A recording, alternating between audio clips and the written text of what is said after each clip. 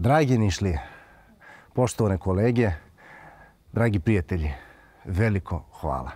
Ja, nažalost, nisam u mogućnosti da dođem i da sa vama podelim radost i da vam kažem da sam, lično da vam kažem da sam počastvovan, zato što se nalazim u nekom selu u Rusiji, 400 km od ničega. Ali zato, pošto me Rusi nisu pustili, ja sam ih naterao ovde da odigramo kolo jedno za vas. Da podelimo radost. Hvala. Obori!